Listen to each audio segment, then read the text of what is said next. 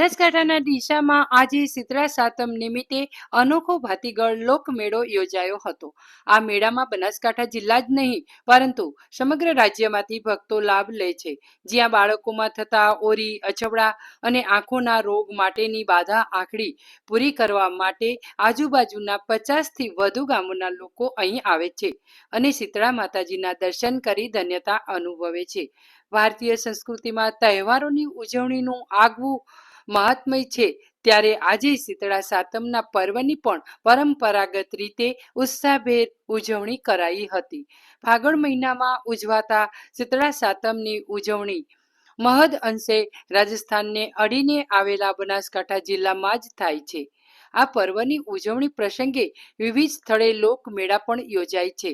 ત્યારે આજે ડીસા તાલુકાના કુંપટ ગામમાં બિરાજમાન શીતળા માતાના પ્રાચીન મંદિરે પણ આજે શીતળા સાતમનો અનોખો ભાતીગળ લોકમેળો યોજાયો હતો. વર્ષોથી યોજાતા આ મેળામાં ગ્રામ્ય સંસ્કૃતિના દર્શન થયા હતા. આમ તો શીતળા સાતમ વર્ષમાં 2 વાર આવે છે. એક શીતળા સાતમ શ્રાવણ માસના કૃષ્ણ પક્ષમાં ઉજવાય છે, જ્યારે બીજી શીતળા સાતમ ફાગણ વદ સાતમના દિવસે ઉજવાય છે. જોકે અહીં યોજાતા લોકમેળામાં લોકો અનોખી બાધા આખડી પૂરી કરવા આવે છે. ખાસ કરીને બાળકોમાં થતા ઓરી અછબડાના રોગમાં બાળક જલ્દી સ્વસ્થ થઈ જાય તે માટે બાળકોને મીઠાથી કે સાકરથી તોલવાની બાધા તેમજ આંખોમાં થતા રોગો થયા હોય તો માતાજીને આંખો અર્પણ કરવાની બાધા રાખતા હોય છે. અને આજે આ બાધા આખડી પૂર્ણ કરવા માટે આજુબાજુના 50થી પણ વધુ ગામના લાખો શ્રદ્ધાળુઓ શીતળા માતાના મંદિરે આવે છે. આજે કુંપટ ખાતે યોજાયેલા શીતળા સાતમના મેળામાં ઉમટી પડેલ ભાવિકો માટે મેળાના આયોજકો અને ગ્રામજનો દ્વારા પણ સુંદર વ્યવસ્થા ગોઠવાઈ હતી. ખાસ કરીને કુંપટ ગામ ખાતે યોજાતા આ મેળામાં કોઈ અનિચ્છનીય ઘટના ન બને તે માટે ચુસ્ત પોલીસ બંદોબસ્ત પણ ગોઠવવામાં આવ્યો હતો. આ મંદિરે દર વર્ષે બનાસકાંઠા જિલ્લા સહિત ગુજરાતમાંથી લાખોની સંખ્યામાં ભક્તો શીતળા માતાના દર્શન કરવા માટે ઉમટી પડે છે. ત્યારે આજે પણ લાખોની સંખ્યામાં ભક્તો દર્શન કરવા માટે સવારથી જ લાઈનોમાં ઊભા જોવા મળ્યા હતા. ખાસ કરીને કુંપટ ગ્રામ પંચાયત દ્વારા અહીં શીતળા માતાના મંદિરે આવતા ભક્તોને કોઈ પણ પ્રકારની તકલીફ ન પડે તે માટે પણ જમવાની અને પીવાના પાણીની પણ વ્યવસ્થા કરવામાં આવી હતી. આમ દર વર્ષે ઉજવાતા શીતળા સાતમના મેળાને લઈને આજે ભક્તોએ દર્શન કરી ધન્યતા અનુભવી હતી. તો બીજી તરફ આજે યોજાયેલા શીતળા સાતમના મેળામાં ખાસ બાળકો અને મોટાઓ સૌ કોઈ મેળામાં લાગેલી વિવિધ રાઇડ્સોના આનંદ માણતા જોવા મળ્યા હતા. ખાસ કરીને અહીં દર વર્ષે સુંદર આનંદ મેળાનું પણ આયોજન કરવામાં આવે છે. આ મેળામાં ચકડોળ, નાના બાળકો માટે અલગ અલગ રાઇડ્સો સહિત લગાવવામાં આવે છે, જેમાં મોટી સંખ્યામાં લોકો આનંદ માણતા જોવા મળ્યા હતા.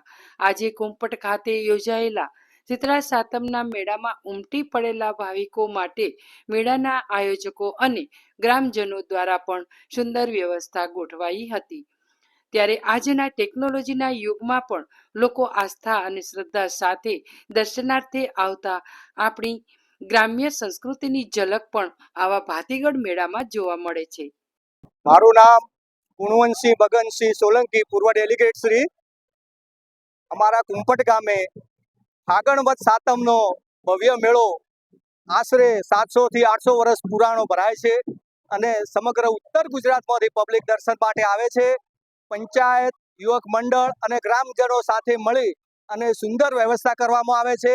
મોટી ચકડોળોની પણ બાળકોને રમવા માટેની સુવિધા, પાણીના સ્ટોલો અને સેવકો પણ સેવા આપી રહ્યા છે. અને આ મેળાની અંદર આજે દાઢી સાતમ તરીકે પણ ઉજવાય છે.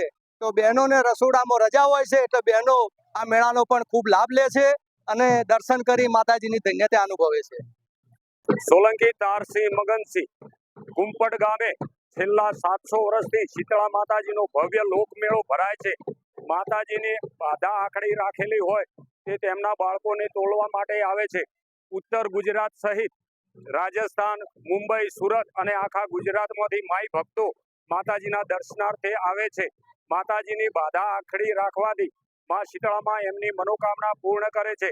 બાળકોને ઓરી અછબડા આંખોનો કોઈ રોગ હોય તો એની બાધા આખડી રાખી અને માતાજીના મંદિરે આવતા ભાઈ બહેનો માતાજીના મંદિરે આવી અને એમની બાધા પૂર્ણ કરે છે. બાળકોને મીઠા, ગોળ, ખજૂર, પેડા બારોબાર એમના માતાજીના મંદિરે આવીને જોખે છે. કુંપડ ગ્રામ પંચાયતના સરપંચ શ્રીમતી જસીબા બપુસિંહ દરબાર તથા તલાટી કમ મંત્રી શ્રી સ્મિતભાઈ રાણા સાહેબ તરફથી પણ સારી એવી સગવડ કરવામાં આવે છે. યાત્રાળુ ભાઈ બહેનોને કોઈ પણ તકલીફ ના પડે એના માટે કુંપડ યુવક મંડળના સભ્યશ્રીઓ તથા ગ્રામ પંચાયતના સભ્યશ્રીઓ, પોલીસના જવાનો ખડે પગે સેવા આપે છે. માં શીતળામાં સૌની મનોકામના પૂર્ણ કરે. ધન્યવાદ. મારું નામ લક્ષ્મી હા, મારી બેબીને માતાજી આવ્યા હતા એટલા માટે મેં માનતા રાખી હતી કે હું અહીંયા આવીને માતાજીને ડાઢું કરીશ. ઘરે પણ મેં ડાઢું કર્યું છે અને હું મારી બેબી માટે માતાજીને ચડાવવા અર્પણ કરવા આવી છું, માટલું આવી છું, નારિયેળ ને ફૂલ આપણે જે ચડાવું તેટલું ચડાવવા આવી છું અને અમે બધા ઘરેથી ડાઢું કરીએ છીએ, મીઠા ખાઈએ છીએ. હું હર સાલ અહીંયા આવું છું ને માતાજીની આસ્થા છે મને, માતાજી મારું બધું કામ પૂરું કરે છે. કૈલાસબેન સોની ઈચ્છાથી આવું છું. હું એમ 25 વર્ષથી અહીંયા આવું છું દર્શન કરવા. અમારા છોકરાને ભગવાન એમને સુખ શાંતિ આપે ને કોઈ એમને તકલીફ ના આવે આ માટે અમે જળ ચડાવીએ ને માતાજીને ઠંડા ઝોલા મૂકીએ છીએ અને અમે રોજ જળ ચડાવી. બહુ વ્યવસ્થા સારી છે અને અમને બહુ આનંદ આવે છે. જય માતાજી. हर साल बोलते हैं कि शीतला माता को चढ़ाते हैं यहाँ पे सुख शांति मिलती है और भगवान को ऐसे मान्यता की चढ़ाना चाहिए हर साल।